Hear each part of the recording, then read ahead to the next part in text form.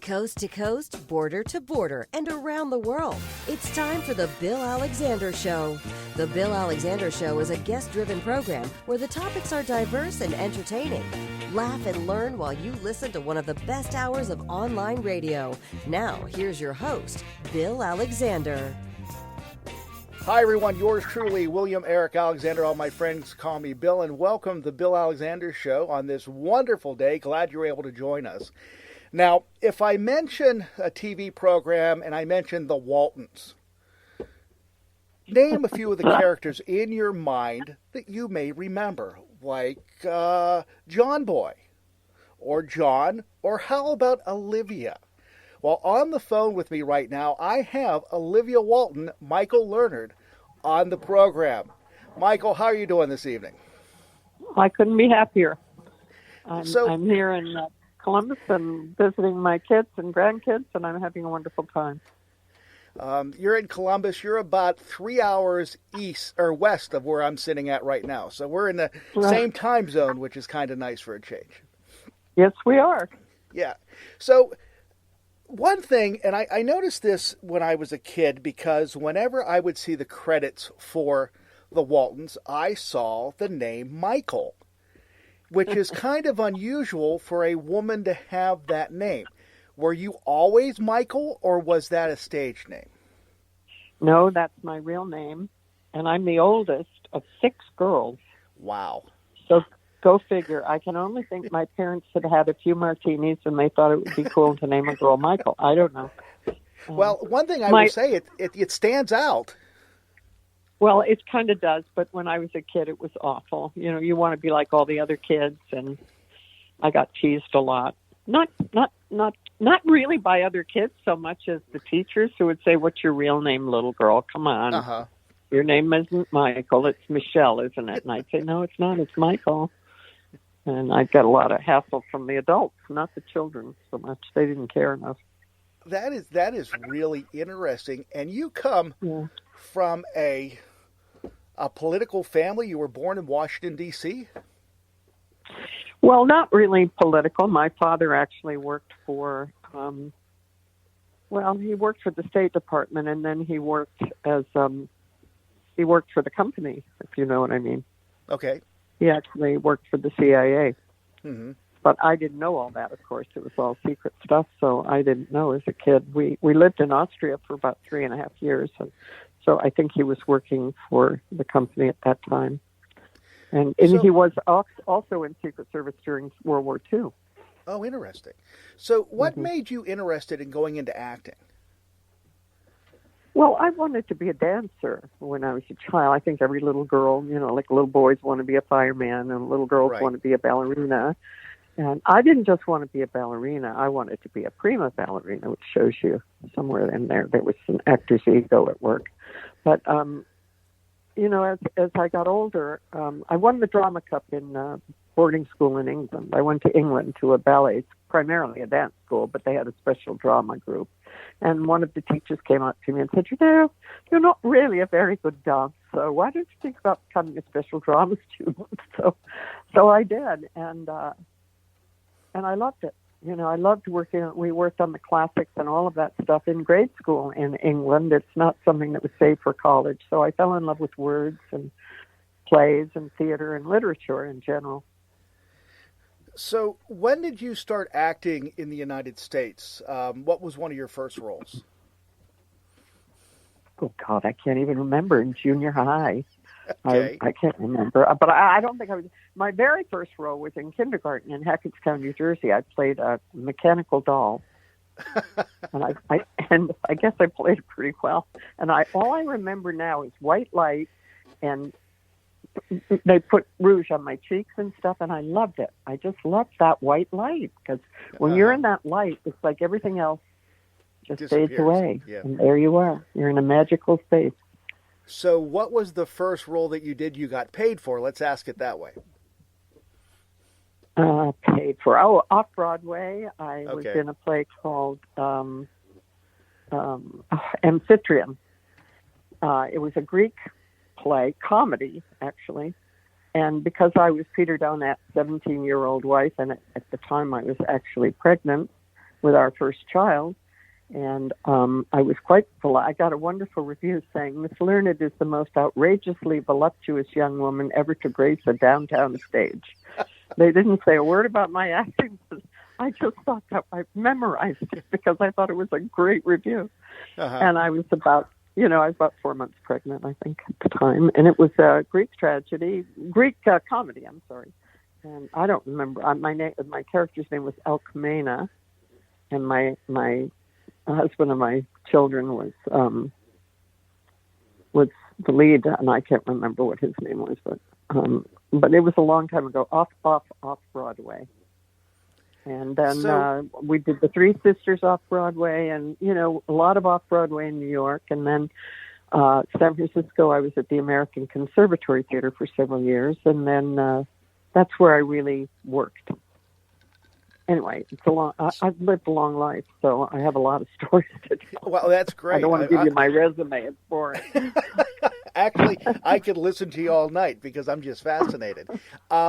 So when you got hired for the Waltons, how was the program explained to you? Do you remember? No, really, I didn't. I had come down to Los Angeles in my little VW bug because Peter and I were separated, and I knew I had to make some money because he was an actor, and he didn't have any money, and there were 3 kids that had to be raised. So I trundled down in my little VW thinking I'll go down and meet casting people and learn the freeways. And I stayed in a cheap little motel for $12 a night, and I had a Raggedy Ann doll that somebody had given me, and I took her as a talisman, a good luck charm. Right. A bottle of bourbon, and there I was. And I went to see about this part for a farm woman in her 40s that Patricia Neal had played. And I thought, I'm not even close to Patricia Neal. I was 32 years old with a short blonde haircut. And there was a woman named Ethel Winan who was and Pam Polifroni, who was a casting person. And those 2 women were my angels because they fought Fred Silverman to the ground for me. They had seen my work at ACT in San Francisco, and he wasn't too keen on me. He didn't think I was right for it, and I really wasn't, not for what they apparently were looking for, someone with long red hair in her 40s. And I had short blonde hair, and I was 32. So these women fought for me, and I'm grateful to them and forever will be. So, and actually, what year was the bug you were driving? Do you remember? I can't remember. I just remember the color was blue. Well, and I bought it from a friend. I'm impressed that you were able to drive a 4-speed, really, especially in that in Los Angeles. I have a 73 in my garage. That's why I bring it up, because I still drive a Beetle occasionally. Yeah. And I also like bourbon too, so we're kindred spirits here. Okay, I discovered bourbon as an adult. My parents were Scotch drinkers, and I just thought bourbon was like eating candy. Just put sugar and lemon juice and yum yum. I haven't had a drink for 50 years, so I don't drink it anymore. But I loved it when I did. So when you were on the Waltons, so you were supposed to be 40 as Olivia. Yeah. Yes, I was. So did they still want to make you the 40, or did they bring you back down closer to your age? I think I looked tired all the time anyway, so I looked older than I was. I've always looked older than I am, and now I'm trying to look younger with a little help from my friends. But, I've always been a sort of leading lady. I've never been an ingenue, not ever. Even when I was playing, ingenue roles, I was never really an ingenue. I don't know why. But I guess because I was the oldest of 6 girls, and I was a young mother, and I just sort of gave off that air. I was scared to death inside. I was, 11 years old inside, but I had this demeanor that people thought was kind of together, which it wasn't, but it seemed that way. Do you feel that after you played Olivia Walton for 9 years, you were typecast? Well, certainly in nurturing, I was always cast as a nun or a nurse or somehow a nurturing person. And I was thrilled when I finally got a role, and now I suddenly can't think what the show was, but where I got to play a grandmother an abusive grandmother. It's much more fun to play those mean characters. You get to kind of be mean and get paid for it, and you're not supposed to do that in real life. So it's kind of fun to let that dark side out every now and then. So when you were doing it, and the big thing right now is the Waltons turned 50 this year, correct? I think so, yeah. September 14th, 1972, it went on. That's right. Absolutely right, yeah. And I guess somebody has done a reboot of the program. Have you been asked to be on the new version of the Waltons, or have they not contacted No, you? I have not. And I saw the show. I thought the woman playing Olivia was wonderful. I can't think of her name right now because I'm jet lagged, but she was lovely. And I liked the show. I didn't think it had quite the bite that our show had in the earlier first 5 years.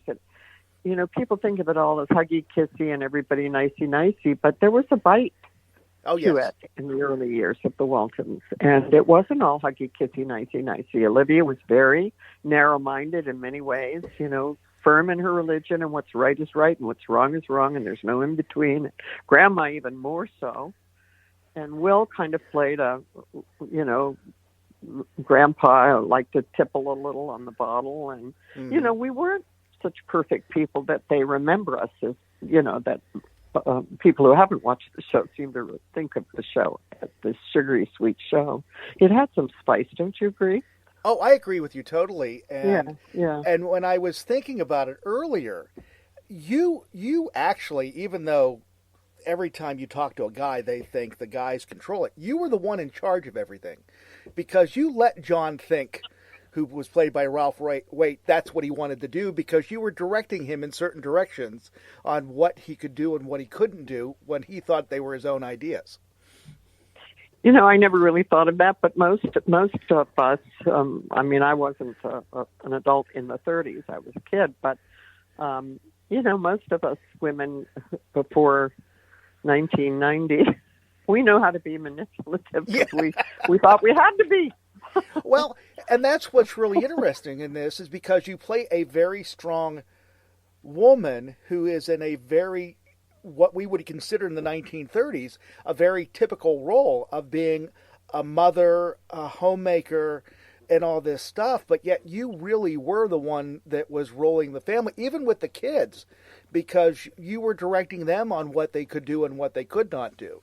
And I've watched the program. My wife and I, we still watch it this day, especially whenever we have had one of those days or one of those weeks. It's so nice to go back into that, as I call it, the rocking chair effect, because we know what we're going to get, and the storylines are very pertinent to today's situations.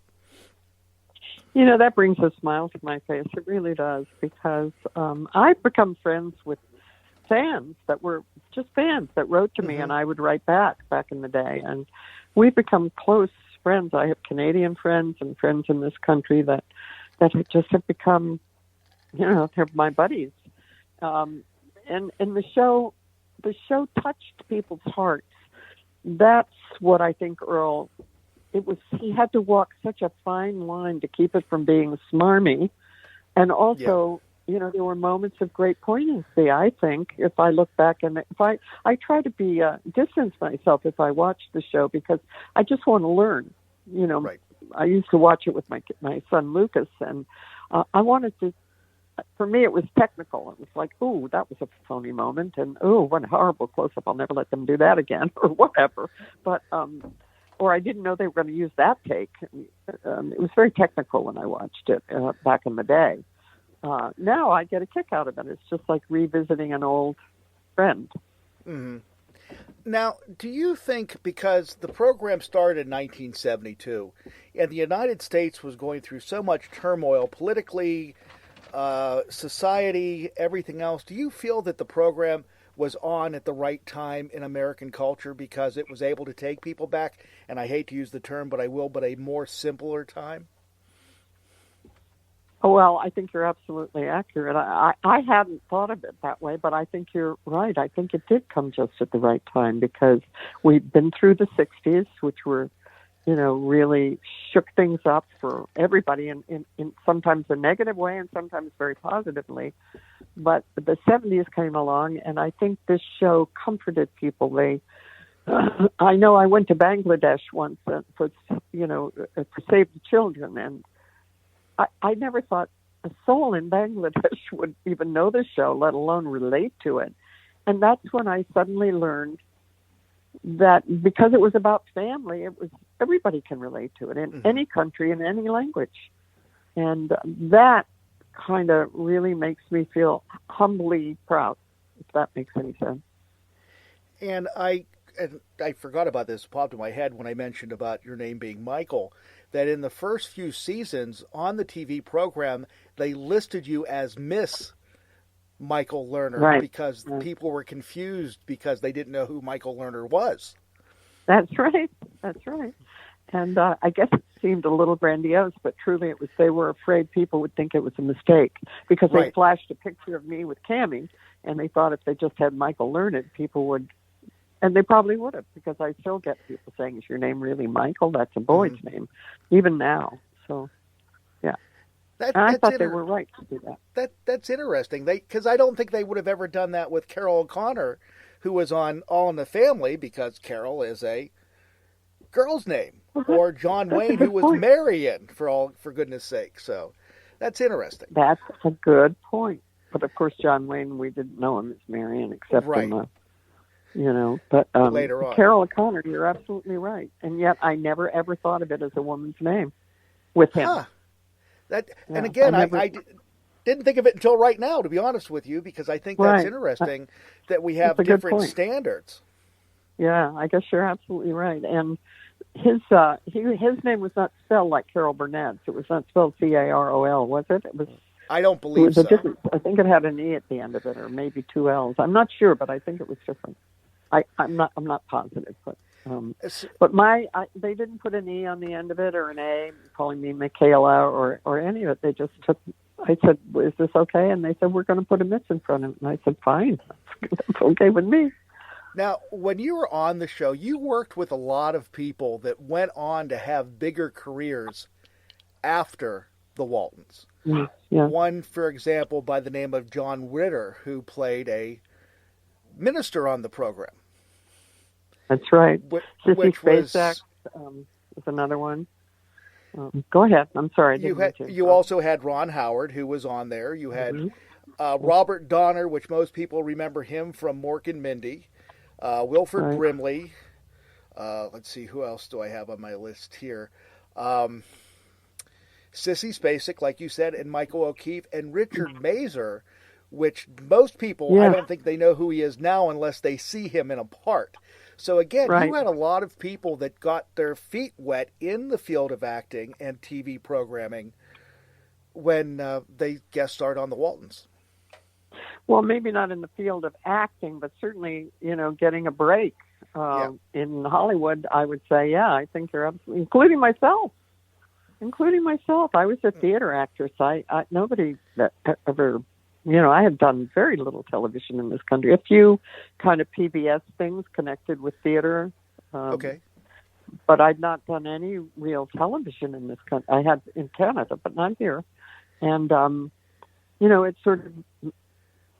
it was my big break, really. And I'm eternally grateful for it. So, have you done stage acting after the Waltons? Yes. I'm going off to Canada actually this summer to do on Golden Pond. I was doing it with Hal Linden, but he got another something else that he had to do, unfortunately. And I'm doing it with a very good Canadian actor named Walter Borden, who's won the it's like the Canadian Tony Award. I mean, he's a wonderful actor, so he'll be very good in the part. So which would you rather do? Would you rather do stage acting, or would you rather do TV and or movies? I prefer the theater. That's my first love, always, because I love most of the plays. Television is visual, so the writing is good. I'm not knocking television writing. There are brilliant television writers, but basically it is a visual thing, whereas theater is language, and that is something. I've always been an avid reader. As a kid, I would read with the flashlight at night after I was supposed to be asleep, and I loved reading. And so, to me, theater is it's about the words, it's about the language. It enlivens me, if you will. So after the Waltons, you had another TV series that unfortunately did not last that very long, called Nurse. Yeah, it was my fault. Why is it your fault? Because you won an Emmy for it. I did, and the actual thing, it was totally my fault. I was unhappy with some of the scripts that were coming to New York, because it was supposed to be a gritty drama in a New York hospital, like, Bellevue, that Metropolitan Hospital, and we were getting scripts where she goes home and soaks in her hot tub, this head nurse, or she's putting aside her little satin slippers with the pom-poms on them, which wasn't New York, wasn't gritty, wasn't the life of a middle-aged woman who's a head nurse in a hospital for poor people, if you will. Yeah. And so, Robert Reed and I were always kind of saying, wait a second, pull back here. This is not a soap opera. It's not supposedly a soap opera anyway. This is supposed to be an hour drama, real life gritty story. And so we were constantly revising scripts or talking to writers at the New York. And then finally I had to walk off the set, because I said, you've got to get some New York writers. What are we doing with LA writers, good writers, but LA writers writing for Los Angeles? When we're here in New York shooting a gritty thing, we need New York writers who understand that you come home at night and lock 14 locks on your door. Right. No matter where you're living in New York. And so anyway, that was a constant battle. And I'm not, I don't know if I could have handled it any better than I did. I probably could have gotten on a plane and flown to LA, which would have assuaged an ego, maybe a little better. But it was hard because I had to show up for work, Right. But finally, the producer himself said to me, Michael, you need to walk off the set if you want to get New York writers. So for the first and only time in my life, that's what I did. And then he went to Hungary. Robert Albany left town. And I'm sort of stuck, right, with CBS pissed off at me, so they canceled the show. And it's too bad because it was doing well in the ratings. What's interesting, and earlier today I had the opportunity to watch the pilot that was... Oh, really? Yes, nice. A 2-hour movie. And even the beginning of that was very awkward because it shows you, I guess you're playing cards with a group of ladies at a country club. Your husband and your son are playing tennis. He has a heart attack. Everybody runs to them, and then they take a shot of you with this concerned look on your face, and you don't move for like 3 seconds. And then you run to him, and then you start performing CPR. And I'm going, wait a minute. If she's a nurse, she would be there quicker. Well, you're right. That's the kind of thing I was struggling with at times, yes. And the other thing is that I thought was interesting, you were out of nursing for years, and what ended up happening, you go take a job, and they said, okay, we don't have part-time work, but we can put you in this full-time work as a head nurse. And I'm thinking, she hasn't worked in years. She hasn't had schooling, but you're going to go through 3 classes to be able to do it. And then all of a sudden, you're the head nurse on the floor. So I'm going... You're right, but it's interesting. I never questioned some of that, and I should have, I guess. But we had a nurse on the set at all times. Okay. And she never raised a peep about that, but you're absolutely right. Well, I haven't seen the pilot in however many, 40 years or when it was on.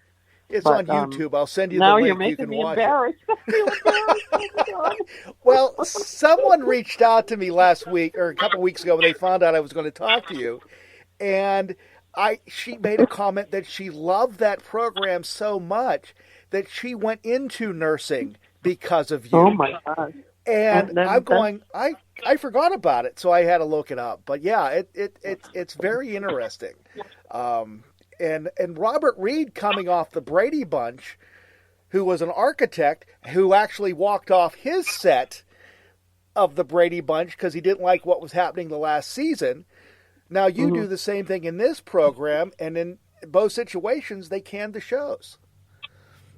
Well, it's an awkward thing. You have absolutely no power when you start out in Hollywood, but you do get a little bit when you've made a name for yourself and you have a following. You get a little bit of power, and I was used to the Waltons, where Earl Hamner, God bless his soul, who was the head writer and creator of the show. He was John Boy, actually grown up. And he would let us sit in on script readings, and he would listen to us ranting around. Poor guy, he said sometimes he wanted to go home and kill himself or kill all of us. But he did, at times, if we presented ourselves in the correct way rather than, he listened to us. And there were times when a writer was writing for the show who wasn't that familiar with it, so he would have a character do something that was totally out of character. And I would say, I don't think Olivia would do this, even though it's kind of fun sometimes when people act out of character. That happens in life, where somebody does something totally unexpected and the family goes, God, I didn't know he or she had that in him or her. But so in general, it was collaborative, the Waltons, in many ways, and unfortunately, Earl had to drink over it, I think, but, because we weren't always. It was rushed. We'd have a reading at lunch, and then we had to be back on the set. So a lot of the times, we would give our notes in a very rushed way, and poor Earl would, want to kill all of us, and I don't blame him. But sometimes our reactions were good ones. You can get locked into thinking your character wouldn't do something out of character, though. You have to be careful there as an actor. So, how many episodes would you shoot in a season on the Waltons? 22. Wow. That's a lot.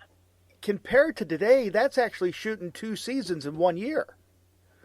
Yes, certainly it is. And it was they were long, hard days sometimes, and boring. That's the worst part of my character. Was there were days when all I did really was sit at the dinner table and pour coffee, or say, pass the salt, please, or time for bed, kids. That's the hardest thing for an actor, for me anyway. I like to be moving, even in life. Sitting around is not my cup of tea. I'm getting better at it as I'm old, because I'm old, but I've always been an Aries, double Aries, and I'm used to moving. And so that would be that. Those were the hardest things about that. Otherwise, it was a dream. So, did you like the later seasons of the Waltons because you got to do more then? Because you were actually working outside of the home? Yeah, I appreciated that. They really made an effort. And when the new producers, and Claire Peterson just passed away, and she was a very close, lovely friend, and it breaks my heart. She was 92, but she slipped and fell, and I'm tearing up as I tell you.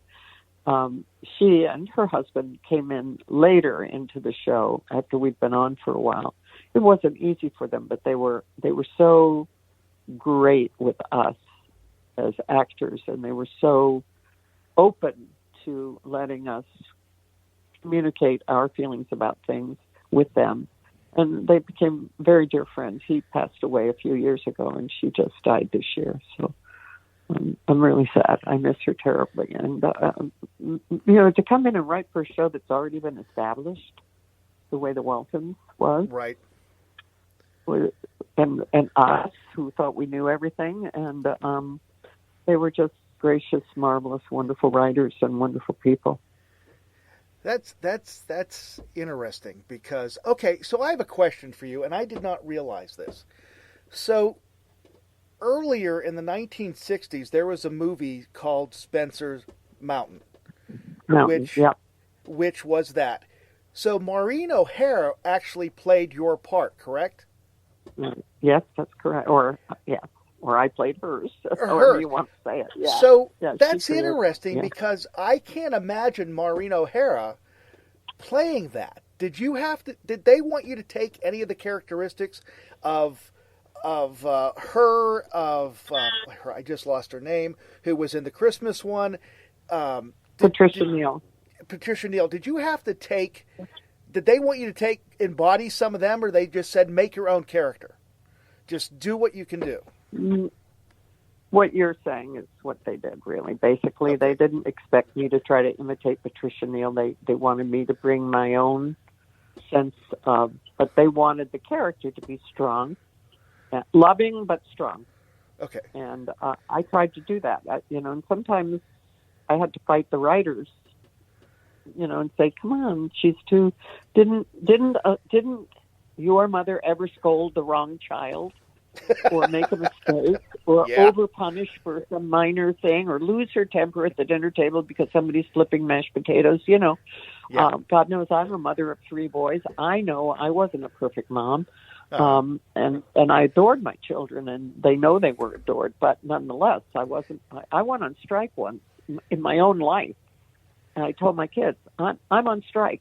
I come home exhausted. I'm carrying the groceries home. I'm going to cook you dinner. The house is a mess.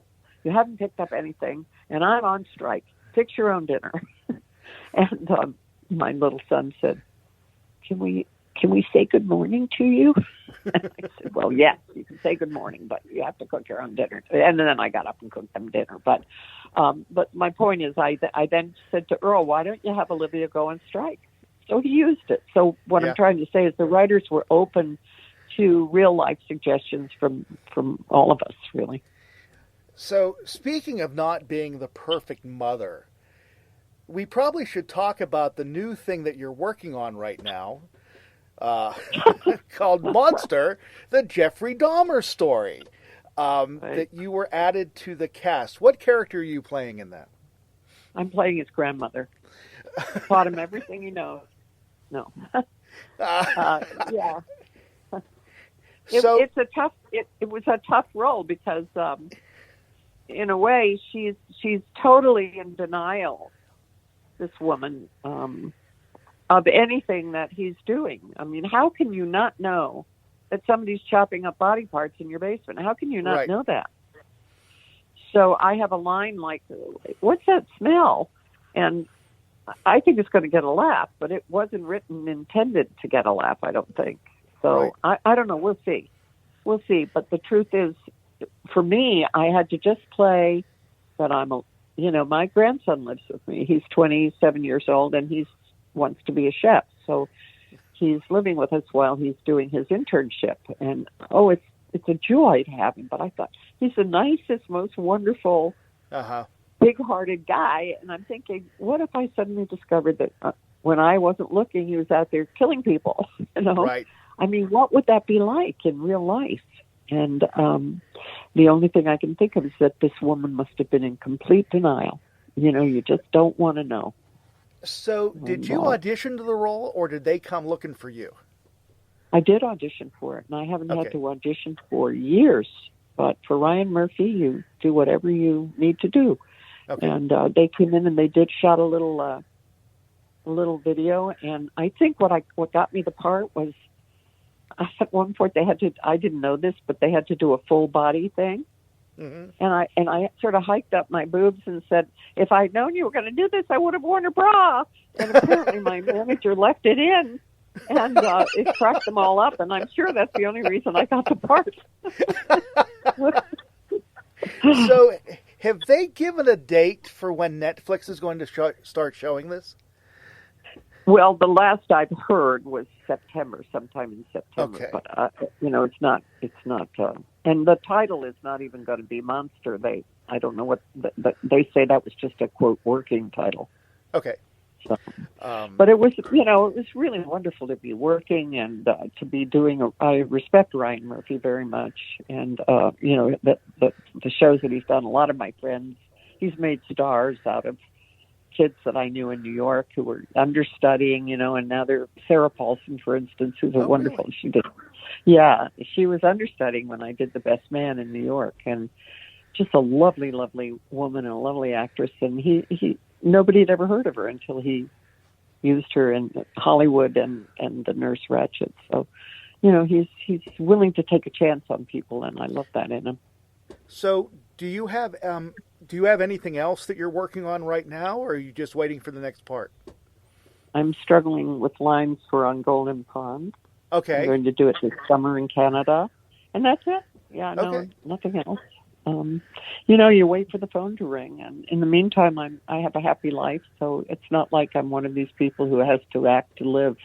Mm-hmm. I live and then I act, if that makes any sense, So I'm grateful for that. I'm married to a beautiful guy, and I have my grandkids and my kids and my friends, and not enough friends. They're all dying off, and that's very sad. This has been a lost year for me for two of my very good friends. So, it happens when you get old.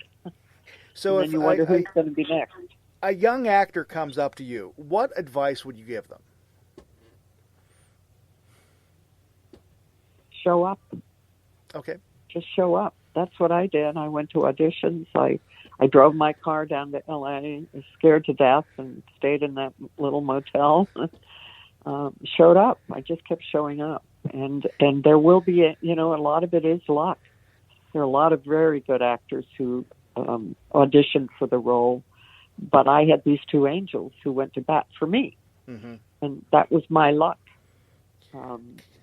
So, just keep showing up and hope that you'll be one of the lucky ones.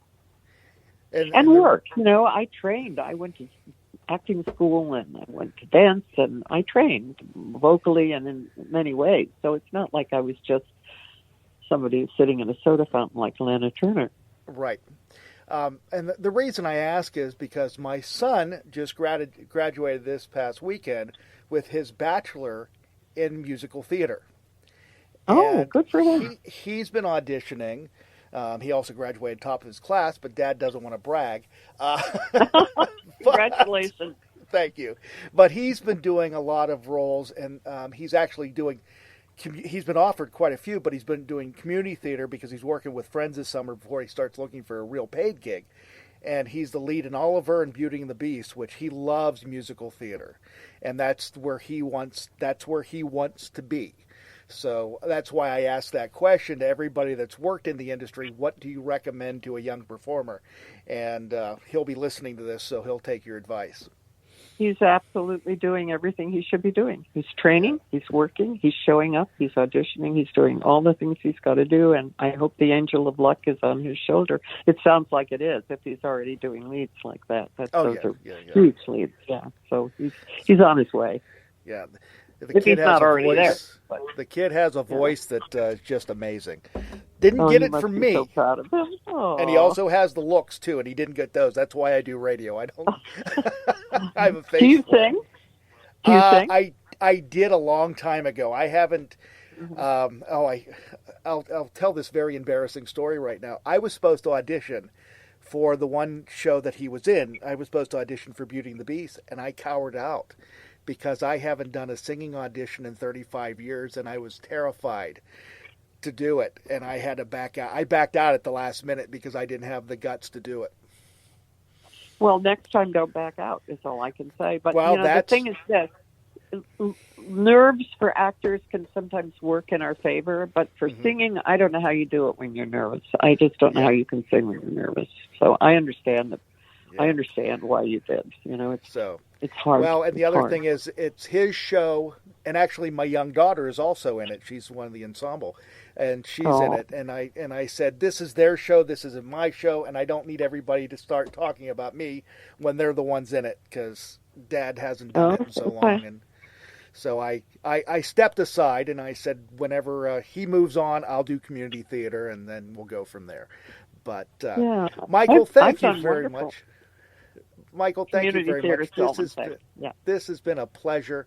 I've really enjoyed it. I wish you luck on Golden Pond. Is it only being performed in Canada, or is it going anywhere else? So far, it's just going to be at the Petrolia Theatre in Petrolia, Ontario, yeah. Okay. It's a wonderful theater. I've worked with these guys before. I love them. They're from Stratford, so they know their way around. And I love them. The two Davids, we call them. Yeah.